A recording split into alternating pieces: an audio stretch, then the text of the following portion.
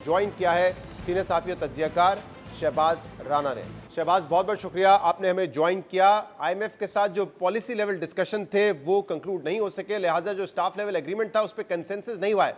Although IMF का ये कहना है कि प्रोग्रेस हुई है, लेकिन जो हमारे मुज़ाकरात हैं वो जारी रहेंगे। क्या बहुत ज़्यादा तशवीश की बात है पाकिस्तान के लिए? और वजह क्या है? बेंचमार्क अचीव नहीं हुए या जो ऑनगोइंग सिचुएशन है दुनिया भर में इस वक्त जिससे ग्लोबल इकोनॉमी मुतासर होगी, उस वजह से कंक्लूड नहीं हो सके टॉक्स? शहजाद साहब, इसकी दोनों वजूहात हैं। एक तो हमारे कुछ बेंचमार्क्स के अंदर प्रॉब्लम था और कुछ फिर जो अनसर्टन और अनफोर्सीन इवेंट्स हुए हैं उसकी वजह से भी मसले जो हैं वो ख़राब हुए हैं। अगर आप परफॉर्मेंस क्राइटेरिया जो कि बहुत ही कोर होता है प्रोग्राम का, उसकी बात करें, उसमें इनके जुलाई दिसंबर का जो पीरियड था, जो अंडर रिव्यू था, जिसकी बुनियाद पर हमें $1 अरब की किस्त मिलनी है, तो उसमें प्राइमरी बजट का जो सरप्लस था वो इनका हदफ पूरा था। लेकिन IMF को प्रॉब्लम ये था कि अभी तो आपने पूरा कर लिया, उसमें स्टेट बैंक ऑफ पाकिस्तान का प्रॉफिट था, कुछ और इनको डिविडेंड्स मिल गए, पेट्रोलियम लेवी जो थी वो हदफ से भी ज़्यादा रही इनकी 6 माह के अंदर उसकी जो कलेक्शन थी।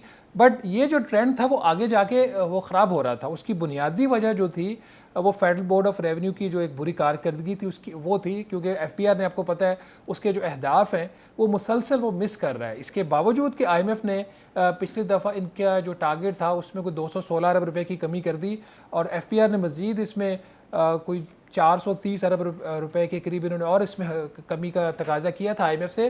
तो अगर IMF इन दोनों चीज़ों को सामने रखता तो फिर जो प्राइमरी बजट सरप्लस का जो इनका बुनियादी एक हदफ है, along with the increase in net international revenues, तो वो हासिल नहीं हो रहा था। तो ये एक बड़ी वजह बनी है। फिर फिस्कल के और नंबर्स के ऊपर भी इशू था। डिविडेंड्स की इनकम जो थी, कुछ कंपनियों की पेट्रोलियम लेवी की कैलकुलेशंस, कुछ अखराजात इन्होंने सही बुक नहीं किए हुए थे, कुछ अखराजात किए थे जो IMF के ख्याल में इनको नहीं करने चाहिए थे। तो ये तो एक डोमेस्टिक फ्रंट के ऊपर था।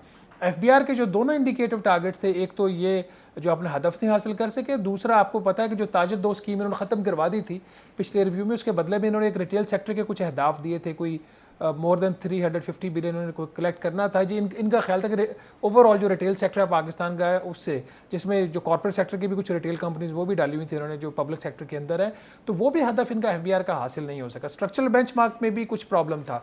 लेकिन अगर आप बेंचमार्क्स की बात करें तो बाय एंड लार्ज इनके बेंचमार्क्स ठीक थे जुलाई दिसंबर के पीरियड के। आगे जाके जो है वो प्रॉब्लम आ रहा था।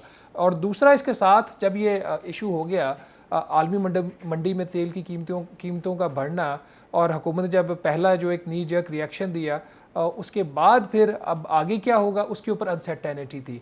क्योंकि अभी तक जो एक अप्रोच मैंने देखी है वजारत ख़जाना में, वो अपने जो अहदाफ और जो उनके नंबर्स होते हैं ना बजट के, उसकी वो ज़्यादा परवाह करते हैं। जो ओवरऑल उन नंबर्स को हासिल करने की जो इम्प्लीकेशंस हैं, तो उसके ऊपर वो ज़्यादा बॉदर नहीं करते। और चूंकि उन इम्प्लीकेशंस को वो कंसिडरेशन में नहीं लेके आते, फिर जब ये IMF से बात करते हैं तो अपने नंबर्स के लेंसेज के साथ करते हैं, उन इम्प्लीकेशन के लेंसेज से नहीं बात करते। प्राइम मिनिस्टर ऑफ पाकिस्तान जो है वो इन नंबर्स की इम्प्लीकेशंस को देख रहे थे, वजारत ख़जाना जो है वो नंबर्स को देख रही थी। तो ये वजह भी एक है कि आपका जो स्टाफ लेवल एग्रीमेंट है वो इस वक्त जो है वो कंक्लूड नहीं हुआ। शहबाज, ये भी बताइए कि जो ऑनगोइंग सिचुएशन है उससे जाहिर सी बात है ग्लोबल इकोनॉमी इंपैक्टेड होगी तो पाकिस्तान भी मुतासर होगा।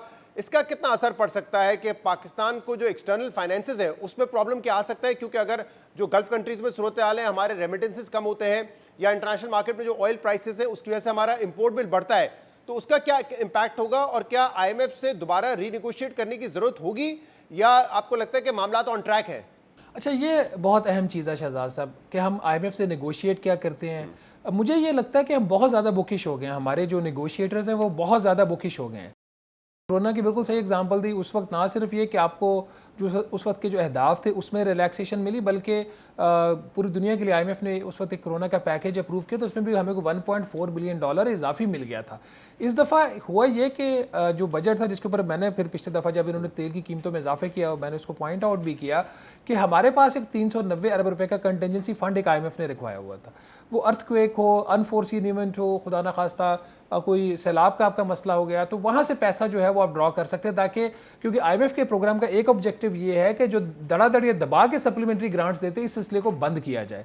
तो बजाय इसके कि हुकूमत उस पैसे को बेहतर तरीके से इस्तेमाल करती, उसका इस्तेमाल सिर्फ जो कुछ हादसाती वाक़यात होते हैं उनके ये जो इम्प्लीकेशन आते हैं, जैसे सैलाब आया था इस साल, या फिर ये कि अभी जो दुनिया में जो तेल की सूरत हाल की वजह से सूरत हाल बन रही है एक ओवर اوور آل, تو اس کے لیے استعمال کرتے. انہوں نے اس کو یہ کیا کہ وہاں سے انہوں نے پرائم منسٹر کی دانش اسکول جو ہے اس کو فنڈ کرنا شروع کر دیا, کچھ اور وہاں سے خرچے کرنا شروع کر دیے, اور جو بیلنس تھا انہوں نے کہا جس کو ہم آف سیٹ کر دیں گے جو ایف بی آر کے جو اہداف ہیں جو حاصل نہیں ہوئے. اب مجھے یہ بتائیے کہ ایک جو آپ کے پاس قدرتی آفات کے لیے یا انفورسین ایونٹس کے لیے پیسہ رکھا, اس کو آپ کیسے ایف بی آر کے جو اہداف حاصل نہیں ہو رہے اس کو آف سیٹ کریں؟ اس کا مطلب یہ ہے کہ نمبرز کی بات ہو رہی ہے, ان کی امپلیکیشنز کی بات نہیں ہو رہی.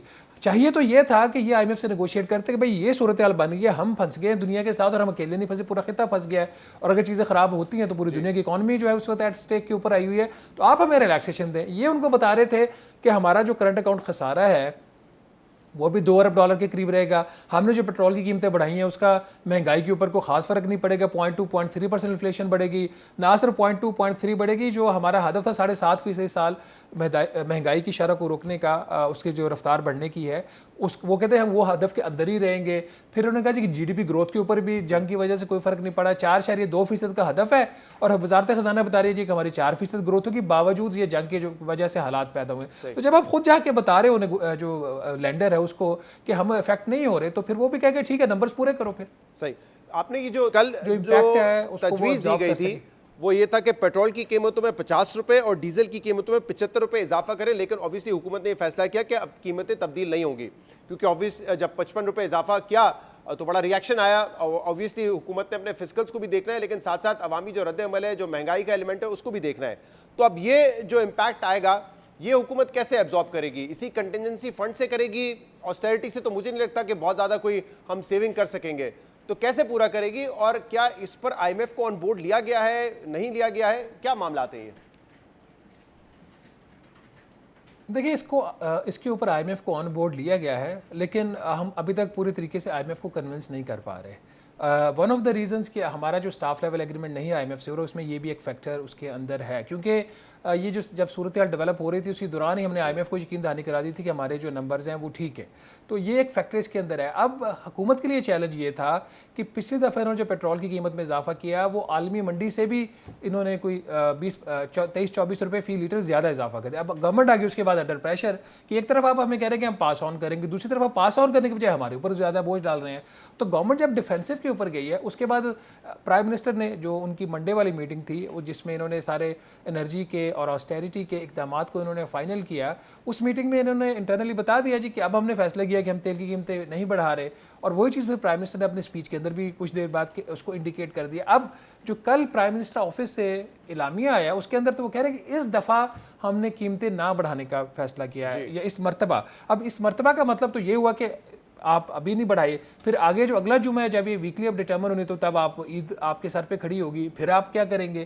تو اٹس اے چیلنجنگ سچویشن. میرا خیال آئی ایم ایف بھی اسی چیز کو دیکھ رہا ہے کہ کیسے ہم ریئیکٹ کرتے ہیں. لیکن ایک بات بڑی واضح ہے کہ ہم جو بھی آئی ایم ایف سے مذاکرات کریں خدا رہا اس کو نمبرز کے لینس سے مت مذاکرات کو کریں.